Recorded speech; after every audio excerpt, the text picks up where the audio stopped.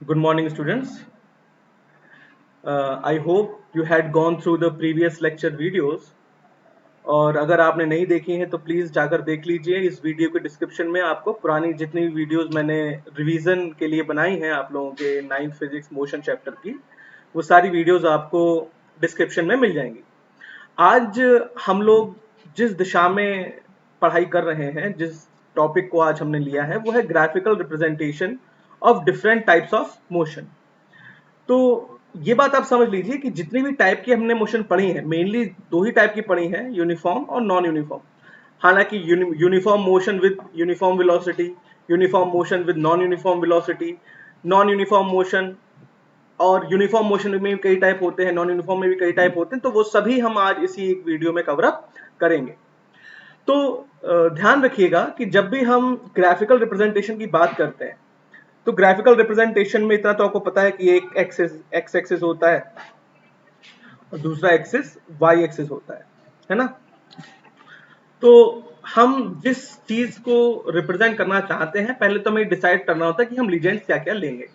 तो मान लीजिए अगर मैं पोजीशन टाइम ग्राफ की बात करूं, मैं बात करता हूं अगर position time graph, position time graph, ठीक है।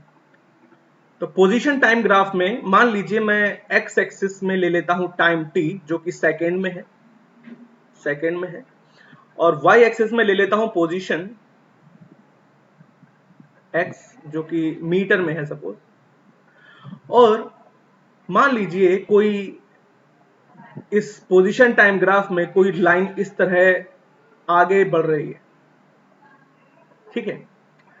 अब आप अगर ध्यान से देखें तो इस ग्राफ में टाइम के रिस्पेक्ट में टाइम लगातार बढ़ रहा है। हर बढ़ते टाइम की वैल्यूज के साथ पोजीशन में कोई भी चेंज आने वाला नहीं है। जो पोजीशन की वैल्यू इस पॉइंट पर है, वही पोजीशन की वैल्यू इस पॉइंट पर है, वही पोजीशन की वैल्यू इस पॉइंट पर है, वही पोजीशन की वैल्यू इस पॉइंट पर है। यानी टाइम के रिस्पेक्ट में पोजीशन में कोई भी चेंज नहीं हो रहा।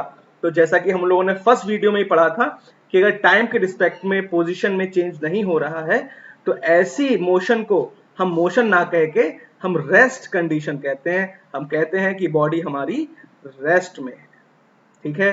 तो ध्यान रखिए, पोजीशन टाइम ग्राफ में इस तरह की स्ट्रेट लाइन जो टाइम एक्सिस के पैरेलल हो, वो रेस्ट मोशन को रिप्रेजेंट करती है। अच्छा, अगर इसी ग्राफ में मैं थोड़ा चेंज कर दूं, इसी ग्राफ में अगर मैं चेंज कर दूं,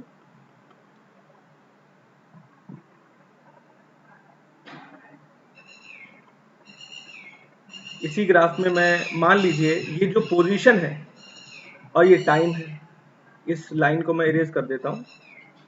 चलिए, तो अगर मैं जहां हमारी टाइम था वहां मैं ले लूं पोजीशन एक्स, और जो जिधर पोजीशन था उधर ले लूं टाइम, तब रेस्ट मोशन रिप्रेजेंट करने के लिए हमारा ये इस टाइप का कोई लाइन कवर करेगी।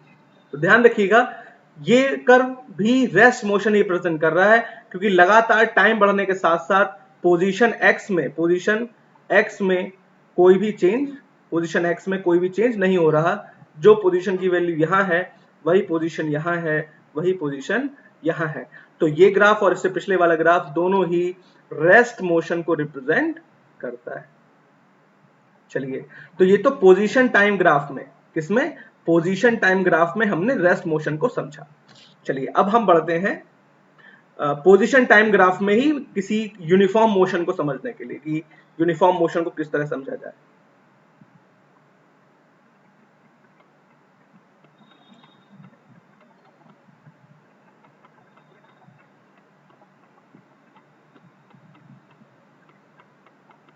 चलिए, तो ये हमारा फिर से पोजीशन टाइम ग्राफ हो गया है और हम इसे अभी, चलिए अब हमें यूनिफॉर्म मोशन को रिप्रेजेंट करना है पोजीशन टाइम ग्राफ में।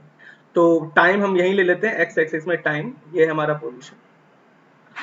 नाउ अगर हम स्ट्रेट लाइन कुछ इस तरह बना दें, कुछ इस तरह का अगर कर्व हो, तो देखिए टाइम के करस्पॉन्डिंग, हर एक टाइम के करस्पॉन्डिंग आपको पोजीशन की डिफरेंट डिफरेंट वैल्यूज मिल रही हैं, ठीक है।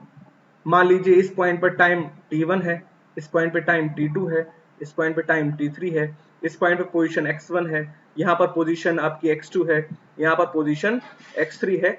तो हर एक पोजीशन के करस्पॉन्डिंग हर एक टाइम या हर एक टाइम के करस्पॉन्डिंग आपको अलग अलग पोजीशन मिलती रहेगी। तो ये जो ग्राफ है, ये ये मोशन को रिप्रेजेंट कर रहा है। पर ये मोशन यूनिफॉर्म कब होगी? जब x1 upon t1, x2 upon t2 और x3 अपॉन t3, यानी ये जो रेशियो है ये अगर बराबर है किसी कंडीशन में, तो हमारी जो मोशन है वो पोजीशन टाइम ग्राफ में यूनिफॉर्म मोशन या कांस्टेंट मोशन कहलाएगी। आई होप आप इस चीज का अर्थ समझ रहे होंगे। चलिए अब यहां पर अगर आप इसी में हम थोड़ा सा और चेंज करते हैं, ठीक है, इसी में थोड़ा सा चेंज करते हैं और एक आइडियल यूनिफॉर्म मोशन के ग्राफ को समझते हैं।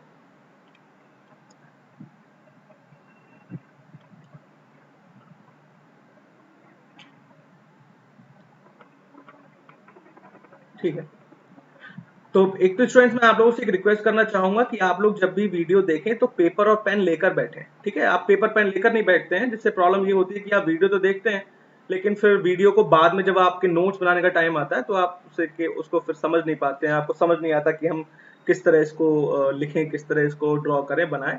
तो ये ध्यान रखिएगा कि हमें जो कॉपी पेन लेकर बैठना है जब भी हम वीडियो को देखें। तो चलिए अब इस पोजीशन टाइम ग्राफ में हम एक यूनिफॉर्म मोशन को बनाते हैं। तो ये जो स्ट्रेट लाइन है, ठीक है, ये यूनिफॉर्म मोशन को रिप्रेजेंट कर रही है। अब इसी केस में अगर हम एक कोई लाइन इस तरह चली गई या इस तरफ ऐसे चली गई, तो अब यहां से इसमें हम कई पॉइंट्स अज्यूम कर लें। मान लीजिए इस पॉइंट को हमने O मान लिया, इस पॉइंट को मान लिया A, इस पॉइंट को मान लिया B, तो इस पॉइंट को मान लिया। अब पोजीशन टाइम ग्राफ में O से A तक तो ये यूनिफॉर्म रहा है, लेकिन A से B और B से C तक ये नॉन यूनिफॉर्म मोशन में कन्वर्ट हो गई है। तो ध्यान रखिएगा कि अगर रेशियो बराबर है किसी पर्टिकुलर कर्व में, यानी पोजीशन और टाइम के रेशियो बराबर है, यानी x अपॉन टी का रेशियो अगर पूरे through out the curve constant चल रहा है तो हमारा कर्व यूनिफॉर्म कहलाएगा। और अगर इस रेशियो में कहीं चेंज आया है तो वहां से हमारी मोशन कैसे शुरू हो जाएगी? Non uniform. तो ये जो A टू B पार्ट है, ये जो A टू B पार्ट है, ये B टू C पार्ट है, ये किस मोशन को रिप्रेजेंट कर रहा है? नॉन यूनिफॉर्म मोशन के लिए। चलिए अब आगे बढ़ते हैं एक डिफरेंट कर्व के लिए। अभी हमने पोजीशन टाइम कर्व के लिए बनाया, तो ध्यान रखिए ये जो पोजीशन टाइम कर्व है x और t, तो पोजीशन टाइम कर्व हमें इंफॉर्मेशन देता है वेलोसिटी की। किसकी? वेलोसिटी की। तो चूंकि यहां पर रेशियो बराबर है इसीलिए तो हमने इसको यूनिफॉर्म कहा, क्योंकि यूनिफॉर्म वेलोसिटी से बॉडी मूव कर रही है। तो ये ध्यान रखिएगा कि ग्राफिकल रिप्रेजेंटेशन में अगर आप पोजीशन टाइम ग्राफ को ड्रॉ कर रहे हैं तो वो आपको वेलोसिटी या स्पीड के बारे में जानकारी देगा। चलिए अब बात करते हैं वेलोसिटी टाइम ग्राफ की। ठीक है, वेलोसिटी टाइम ग्राफ।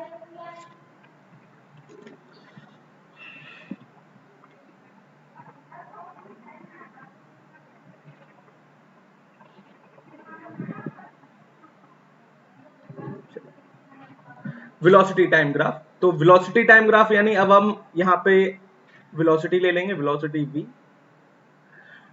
तो अगर इस कंडीशन में कोई लाइन इस तरह ड्रॉ हो रही है और हम इसमें किसी पर्टिकुलर दो पॉइंट्स के बीच में, मान लीजिए हम एक पॉइंट यहां पर ले लें इस तरह, एक पॉइंट यहां ले लें इस तरह, और ये इस तरह।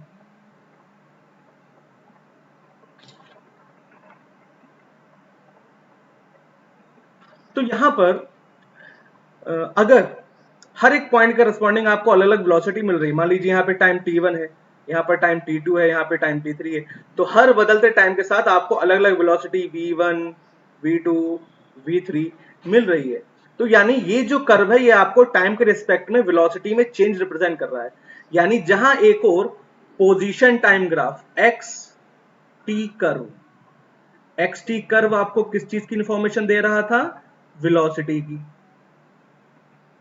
वहीं दूसरी ओर वीटी कर्व यानी वेलोसिटी टाइम कर्व क्या बता रहा है? वेलोसिटी में change with respect to time, यानी ये कर्व हमें एक्सेलरेशन की इंफॉर्मेशन देगा, एक्सेलरेशन के बारे में बताएगा। चलिए, इतनी चीज क्लियर हो गई है। अब आगे बढ़ते हैं। अब ये यूनिफॉर्म मोशन, ये भी यूनिफॉर्म मोशन को रिप्रेजेंट कर सकता है, लेकिन ये uniform motion under uniform acceleration होगी।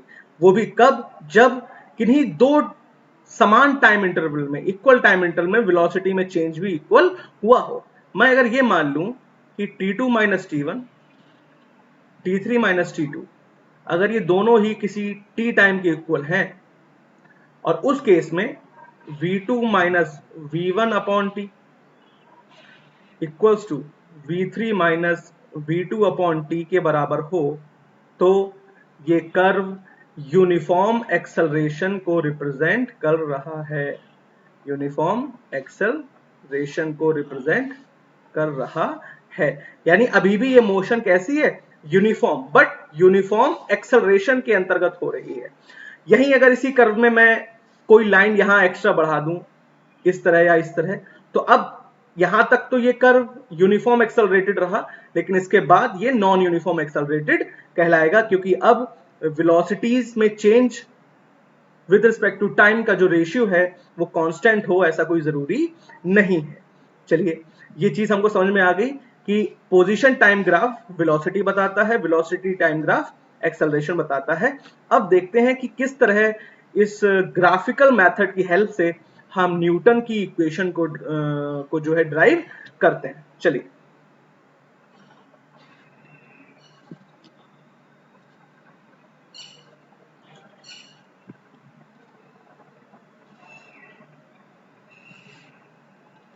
इनको जरा मैं इरेज कर देता हूं।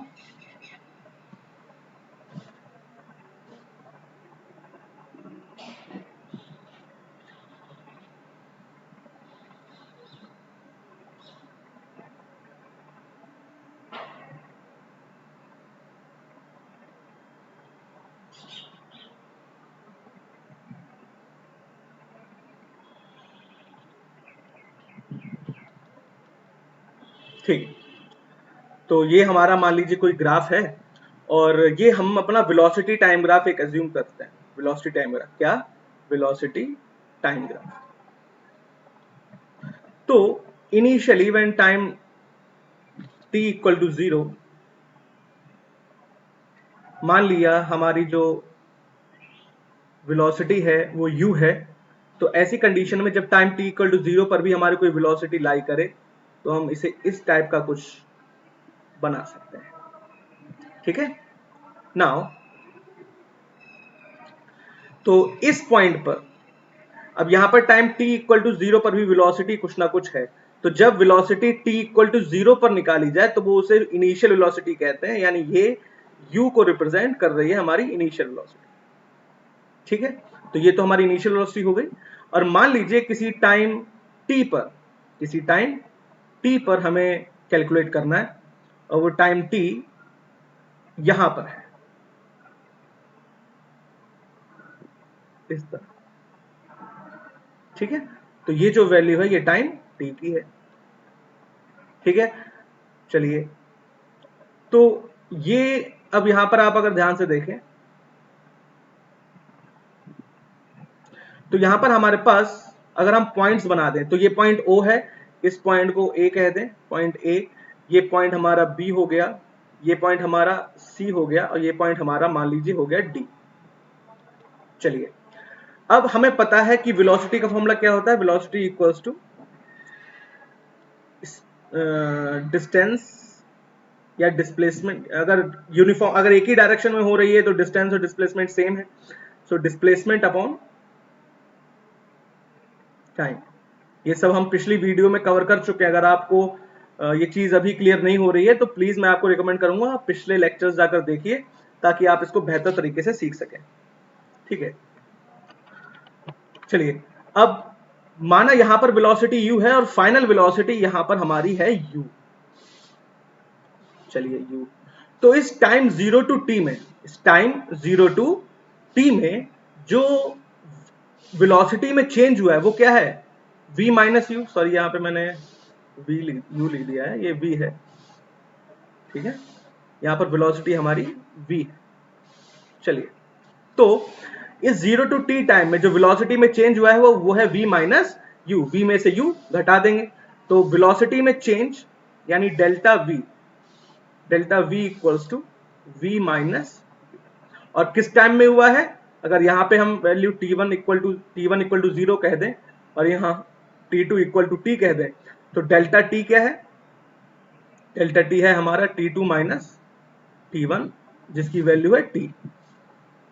चलिए, तो एक्सेलरेशन का फॉर्मूला क्या होता है, acceleration equals to delta v over delta t, यानी acceleration a equals to v minus u upon t। So v equals to v minus u equals to a times t, that is v equals to u plus at। तो ये इस graphical method से हमने अपने इस Newton की first equation को drive कर लिया। तो ध्यान रखिए, ये जो चीज रिप्रेजेंट हो रही है इस ट्रायंगल में, ठीक है, तो एक्सेलरेशन का मतलब होता है बेसिकली स्लोप से, slope of change of velocity with respect to time, जो कि अभी अभी हमने ग्राफिकल मेथड से कैलकुलेट कर ली। अब हम सेकेंड इक्वेशन को ड्राइव करेंगे इसी ग्राफिकल मेथड से। सेकेंड इक्वेशन हमारी क्या है, that is s equals to ut plus half at square. चलिए इसको ड्राइव करते हैं।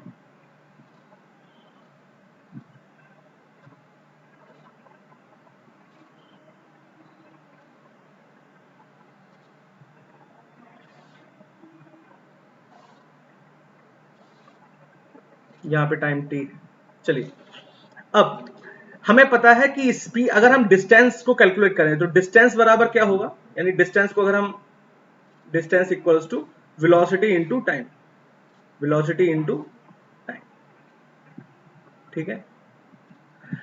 अगर हम वेलोसिटी को लेंथ मान लें या लेंथ मान लें और टाइम को ब्रेथ मान लें, तो किसी डिस्टेंस की जो वैल्यू है वो लेंथ इनटू ब्रेथ यानी एरिया से मिल जाएगी। तो कुछ ऐसा ही हमें यहां पर करना है। हम देख रहे हैं कि यहां पर जो वेलोसिटी कर्व है वो एक टाइप की लेंथ ही है, एक वेलोसिटी लीजेंड एक टाइप की लेंथ रिप्रेजेंट कर रहा है और इधर टाइम लीजेंड एक टाइप की ब्रेथ रिप्रेजेंट कर रहा है। तो अगर हम, हमारा ये जो कर्व है पूरा, ये जो curve O A B C D यानी ये पूरा कर्व, इस पूरे का अगर हम एरिया निकाल लें तो हमें u वेलोसिटी से v वेलोसिटी तक पहुंचने में कितना डिस्टेंस कवर हुआ है